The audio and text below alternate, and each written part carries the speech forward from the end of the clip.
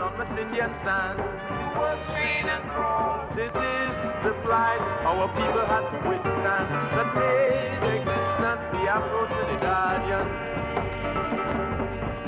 From your fatherland, taking nothing at all. Away from friends and Welcome back to the Now Morning Show. It's time for us to shine a spotlight on the grand opening of the Lidj Yasu Omowale Emancipation Village.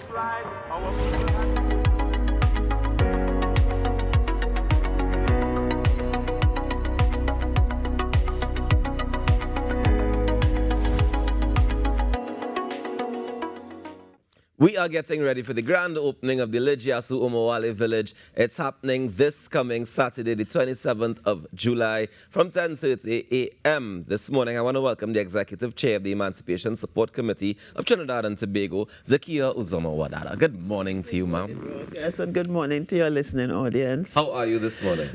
Well, tired, but good and excited, you know. But it's a lot of hard work, but it is so worth it. And you still find the time to come and decorate our set as well. Yes, so let me say thank you first of all for that.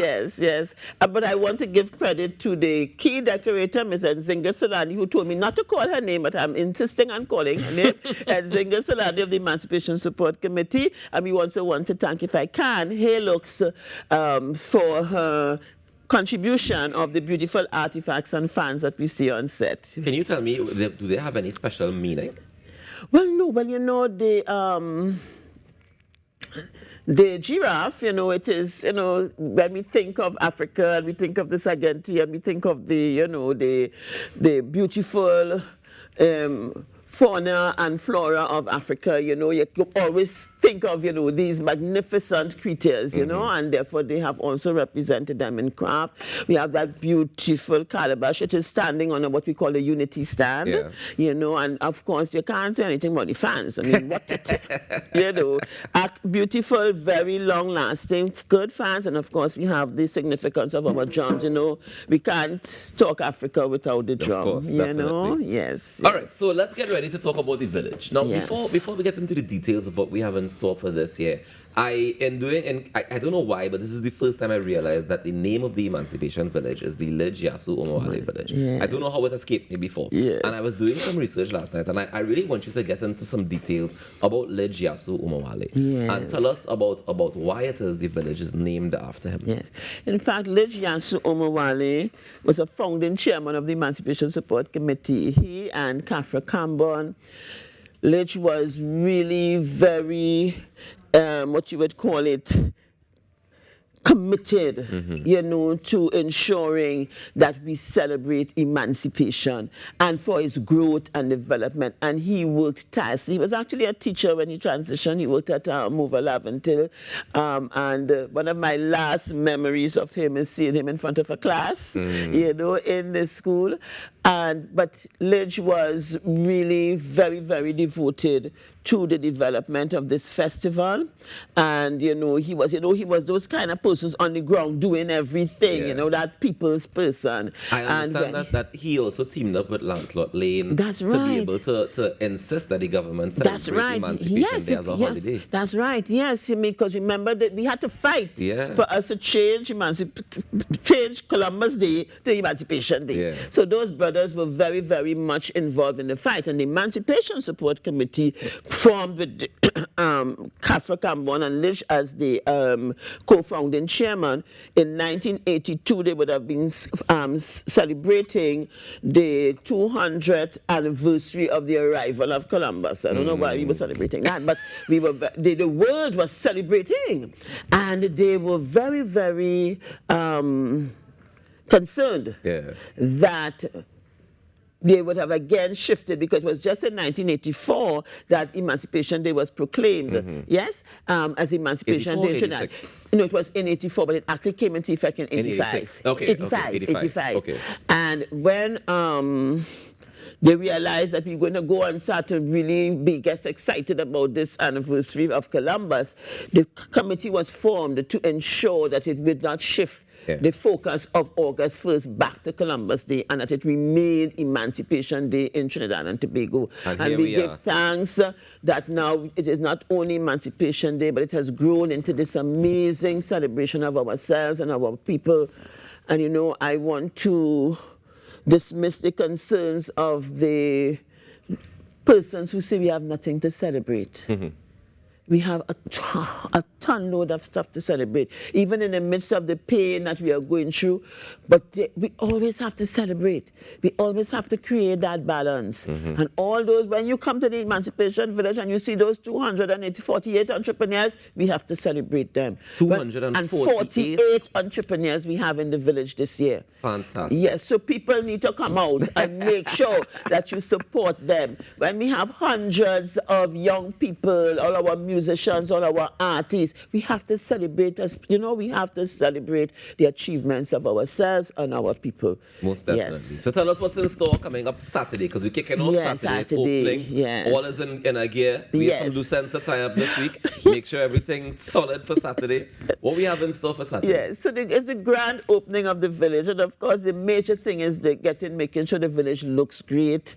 You know, making sure all of the cubicles and the tents are prepared and well outfitted for our entrepreneurs, and that we have a space that we can welcome people in. It is an edutainment space, because I don't know if you've been there, you know, we have these massive books. Yeah. So they say we've done Black Stalin. Oh, nice. So we're going to have him on a book. And we've done J.D. Elder from Tobago. Okay. So those are the two. Every year we add 2 new books. Yes, and on that day we have 4 events taking place. So we have the launch in the morning, we have Rhythm and Voices of Africa, where we highlight our drumming and dancing groups and our chantwells, and then at 6, we are going to do a tribute to Cheryl Byron. Oh. Yes, women in rap. So we are, yes, we have one man on the cast, Ozzy Merrick, as he's going to come and pay tribute to the women. And then in the night, we have the Youth Unity concert. Okay. Yes, and we are giving the Spirit of Emancipation Award this year at the Youth Unity concert to Queen Omega. Yes, so every year we award one of the reggae artists for their positive contribution, because music is so important, and what we say in music is so important to our consciousness. People don't always realize that. So those of our artists who continue to, you know, give us music with positive energy and positive, you know, sentiments, we award them every year. So unfortunately, when we first offered her the award, we thought she would have been here.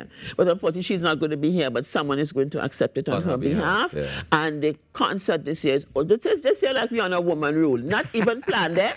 Rapso wanted to do tribute to women. The reggae wants to do tribute to women. So I don't know what is happening with that, but nothing wrong with that. Who am I to argue? All right, so after the official opening on Saturday, we have all these fantastic events happening. Every day. But tell me, on a daily basis, what time is it open? What time is it 10 a.m. to 9 p.m. every day. Now, of course, when we have every day? Every day. Activities running every day? Every day at 3, we have Rhythm and Voices. We are trying to introduce different activities for children during the day. You know, on Mondays, we normally have a youth day. But we are also trying to, each day, still maintain one of those youth activities. So make sure and bring out your children. We are trying to put Liana Boyce's haunted house in there with all the characters, you know, our traditional characters, you know, the larger vessels, yes, and they can meet up in there and understand the stories behind them, which is part of knowing who we are and understanding ourselves. So we are really working hard to make the village experience one that is educational, because, you know, the education is most important. It's provide information. And then we have the brothers who are all eyes on Egypt, who are, I don't know if you came to the village last year and you saw all the major Egyptian gods and goddesses. Yeah, so they are bringing them back. People just love to see them in the village. So they are also going to be there. So the village is going to be a wonderful experience for ourselves and our children. Bring them and let them know who we are. One of the things that I've realized in the past couple of years that we've been doing as well is celebrating a Calypso icon. Yes. Who is it for this year? We are doing Luther this year. King Luther is going to be highlighted this year, and we're bringing back people like Ember and so to come and, you know, and Cardinal. Because what happens when we determine the artists, they tell tell us who they want to come to sing. Okay. Yeah, so we asked them, who do you want to be part? Tigress is coming from Miami to salute him, so it is going to be a wonderful show. Yes, King Luther this year. Now, a part of it you mentioned is edutainment, right? Yes, so we have the yes. books as part of the education aspect of Yes. it. What other The education obelisks. aspects? So each of the, remember we have these massive obelisks in the village, and what we are doing now is clothing them with information. Okay. So this year we are doing one on reparations and highlighting a lot of the both male and female fighters for liberations, both nationally and regionally. So you'll have the curriculum reparations plan on coming down on this, and then this year is the final year of the decade for people of African descent. So we are doing one on we've had that, so we're highlighting that one as well, and then we're doing monuments. So like the monuments from different parts of the world and the region, and what their meanings. Of course, our Yoruba village monument made it on top of that.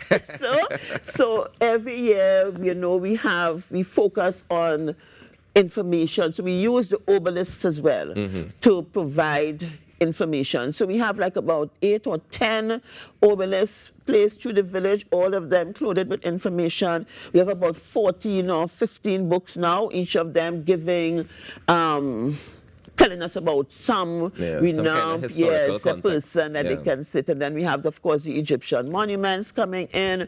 So all of these different things, yes. I see we're also having a transatlantic trade and investment symposium. Yes. That part is very interesting to me. Yes. Tell me about the significance of that. The Trade and Investment Symposium, which is celebrating its 25th anniversary this year, was designed to what we call reinvent the triangle. So the middle passage and that triangle was always about trade to the benefit of Europeans. We now want to make this trade to the benefit of Africans and persons in the diaspora. So we call it reinventing the triangle, where we wanted, and years ago when we first started, nobody thought trade in Africa, nobody thought that was anything significant. But by bringing persons from the continent and exposing them to the opportunities there, I mean, you have millions of people living on this space. Of course. And trying to promote that direct trade and interlink between ourselves and the region has been the objective of it. Last year it was extremely successful because following remember that last year the representatives of the Ashanti, the king was here, and following that there was a major trade exhibition that went to Ghana, led by the Trinidad and Tobago Manufacturers Association. Yes, so in fact, and the Trinidad Manufacturers Association is partnering with us this year, so I think that's really good because we want our manufacturers and so to see the opportunities that exist on the continent. And I think this trade symposium that we have done has really changed the attitude, not only of our government, but business people in Trinidad about opportunities for trade on the continent. We hope desperately to also deal with some of the challenges, which is direct travel from the Caribbean. We need to stop. We have to decolonize the airline system. Come on. Why we can't fly straight from here to the continent?